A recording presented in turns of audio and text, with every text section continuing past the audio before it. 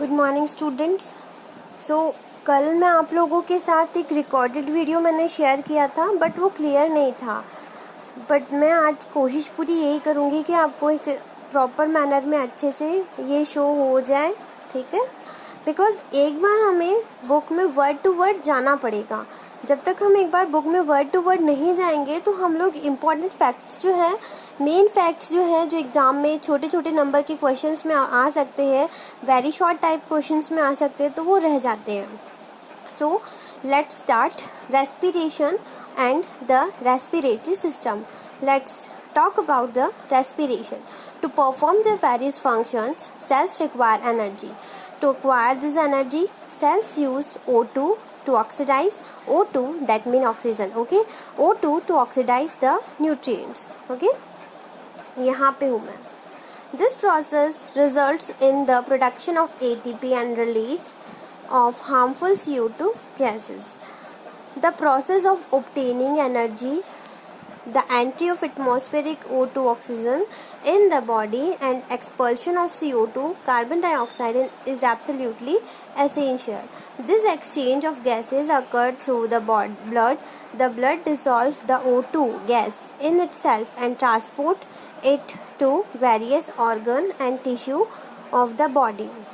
The CO2 generated by various body parts and dissolved in the blood, which ultimately directs it into atmosphere. The exchange of gases, oxygen and CO2 in between the environment, the blood cells and the cells is called respiration.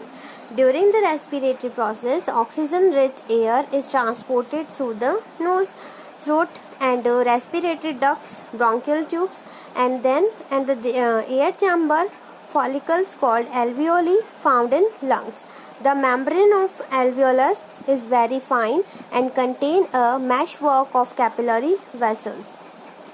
The oxygen brought by inhaled air is received by blood contained in capillary.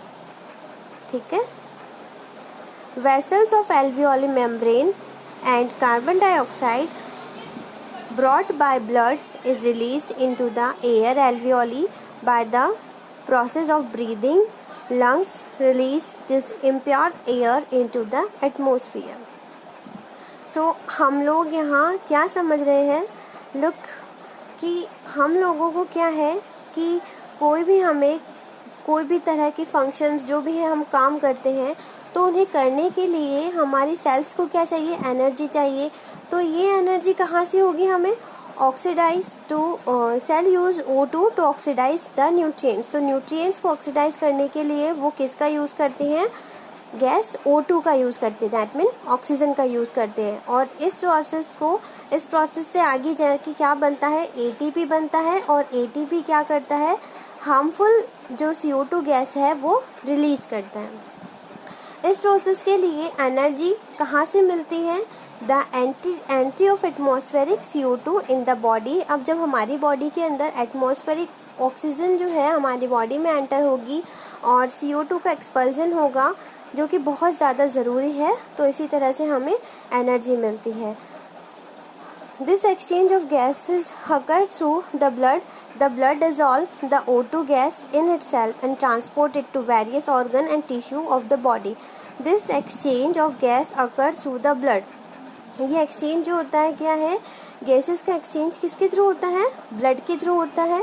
और the blood dissolve the O2 gas in itself. और blood में क्या है? O2 जो होता है वो dissolve हो जाता है. ब्लड क्या करता है? ऑक्सीजन गैस को अपने अंदर डिज़ोल्व कर लेता है और इस तरह से सभी ऑर्गन्स तक ये और टिश्यूज़ तक ये उसको ट्रांसपोर्ट करता है. CO2 generated by various body parts is dissolved in the blood which ultimately directs into the atmosphere. तो बाकी ये सारी चीज़ें जो हैं हम लोग डिस्कस करते रहेंगे, बिकॉज एज हम लोगों ने इसको पूरी तरह से अच्छे से डिस्कस कर रखा है. बट ये चीज़ ज़रूरी हो जाती है कि हमें थोड़ा सा वर्ड टू वर्ड भी जाना चाहिए, ठीक है. अब मैं यहाँ पढ़ रही हूँ. This exchange of gases O2 and CO2 between the environment and the blood cells and the cells is called respiration. Respiration process क्या होता है? The exchange of gases. कौन सी gases है? O2 and CO2. Environment, blood and blood cells के बीच में जो exchange हो रहा है तो उसे हम क्या कहेंगे, रेस्पिरेशन। अब रेस्पिरेटरी प्रोसेस में हम लोग जानते ही हैं कि जो ऑक्सीजन रिच एयर जो होती है वो नोज़ के थ्रू हमारी पूरी बॉडी में पहुंचती है, ठीक है। और फिर जो रेस्पिरेटरी डक्ट्स है जिनको हम ब्रोंकियल ट्यूब कहते हैं, to the air chamber follicles called alveoli found in the lungs. और फिर वो कहाँ जाके पहुंच जाती है, धीरे धीरे आगे जाकर फॉलिकल्स में पहुंच जाती है जिनको हम एल्वियोली बोलते हैं, जो कि कहाँ मिलती है आपको, लंग्स में मिलती है। एयर चैम्बर, ठीक है, एयर चैम्बर, फॉलिकल्स आए तो वो क्या है आपका एल्वियोली। अब एक मेम्ब्रेन है, मेम्ब्रेन ऑफ एल्वियोलस। एल्वियोलस की जो मेम्ब्रेन होती है वो बहुत फाइन होती है और उसके अंदर मैशवर्क ऑफ कैपिलरी, कई सारी कैपिलरी वेसल्स प्रेजेंट होती हैं। The oxygen brought by the inhaled air is received by blood contained in the capillary।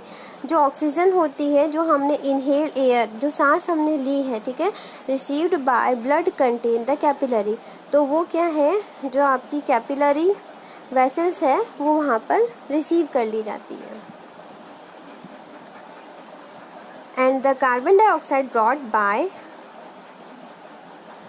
Dioxide brought by the blood is released into air alveoli by the process of breathing. Lungs releases this impure air into the atmosphere। इस तरह से हम लोगों ने एक short manner में respiratory system की और रेस्पिरेशन प्रोसेस की एक समरी पढ़ी, ठीक है।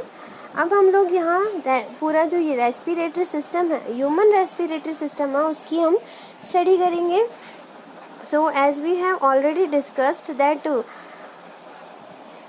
human respiratory system is classified into three parts. The first is upper respiratory system, lower respiratory system and the respiratory muscles।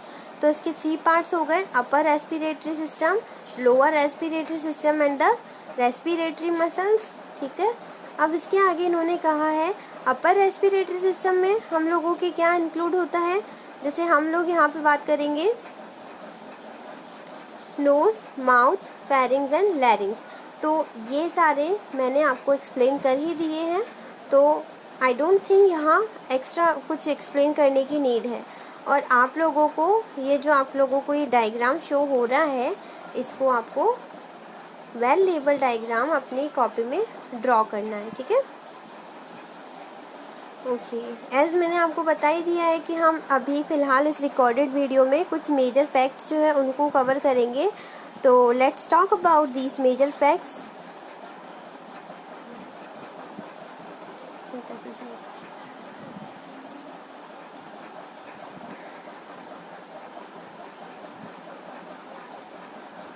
वैसे इसके अंदर मेनली उस मैनर में हम लोग अगर इम्पॉर्टेंट चीज़ें देखेंगे तो वो थोड़ी डाइजेस्टिव सिस्टम में जितना हमको मिल रहा था उतना रेस्पिरेटरी सिस्टम में कम मिलेगा, ठीक है।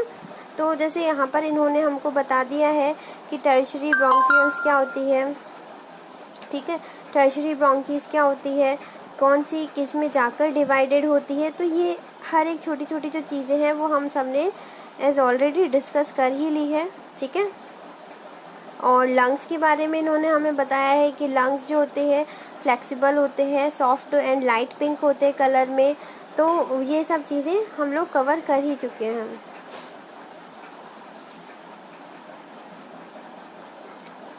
अब यहाँ पे इन्होंने बता दिया हमें कि man's lungs are slightly heavier than women's lungs, ठीक है।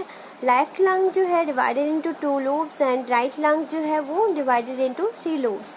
Each lobe is further divided into many sub division. अब ये जो लोब्स है वो और भी कई सारे डिवीजन्स में डिवाइडेड है, ओके। इस तरह से हम लोगों ने यहाँ किया। अब यहाँ पे इन्होंने एक और चीज़ दी है, each lung is made up of spongy tissues in which many capillaries and about 30 million alveoli are found. The alveoli are cup like structure. Alveoli कैसे होते हैं, कप लाइक स्ट्रक्चर होते हैं, which are found at the end of terminal bronchioles. तो ये कहाँ present होते हैं, end of the terminal bronchioles की साइड प्रेजेंट होते हैं। इट इज़ सराउंडेड बाय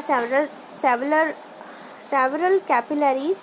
और इसकी चारों तरफ क्या मिलती है, हमें कई सारी कैपिलरीज मिलती है।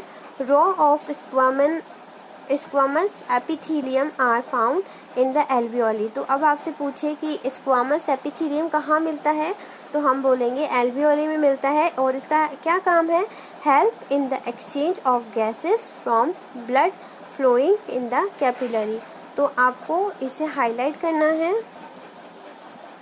मैं आपको पेज नंबर भी बता देती हूँ, पेज नंबर 16 पर है ये, ठीक है। पेज नंबर 16 पर मैंने आपको हाईलाइट करवाया है, row of squamous epithelium are found in the alveoli which help in the exchange of gases from the blood flowing in the capillaries, ठीक है। Lower respiratory system, lower respiratory system में हम लोग क्या बात करते हैं, देखो, some muscles are needed for gases exchange through the lungs. These muscles help in inhalation and exhalation. Diaphragm is primarily responsible for respiration. तो respiration के लिए सबसे पहले कौन responsible है, diaphragm. The diaphragm is a thin sheet-like structure. What is diaphragm? Diaphragm is a thin sheet-like structure which is made up of skeletal muscle. जो कि किससे बना है, skeletal muscle से बना है, ठीक है। यहाँ पे हम लोग देख सकते हैं डायफ्राम जो है थिन शीट लाइक स्ट्रक्चर है जो कि स्केलेटल मसल से बना है, found on the surface of thoracic, और जो कि आपको कहाँ मिलता है, सरफेस ऑफ थोरेसिस, थोरेसिस के सरफेस पर मिलेगा, ठीक है। और diaphragm is mainly responsible for respiration. On contraction of diaphragm air passes through the nostril. जैसे ही जो कॉन्ट्रैक्शन होता है डायफ्राम में, तो क्या होता है, एयर नोस्ट्रल में जाती है, एंटर इनटू द लंग्स, और फिर वो लंग्स में एंटर होती है। The relaxation of diaphragm causes to the exit of air, ठीक है, एग्जिट ऑफ एयर। जब डायफ्राम में रिलैक्सेशन होगा तो एयर बाहर निकलेगी, कॉन्ट्रैक्शन होगा तो एयर जो है अंदर की साइड हमारी बॉडी में एंटर करती है, enter into the lungs. Additionally special types of muscles called intercostal muscles are found in the ribs which help in the contraction and relaxation of diaphragm। तो इस तरह से हम लोग देखते हैं। इसी के साथ साथ हम क्या देखते हैं कि स्पेशल टाइप ऑफ मसल्स भी होती हैं जिनको हम इंटरकोस्टल मसल्स कहते हैं। ये हमारे रिब्स में प्रेजेंट होती है,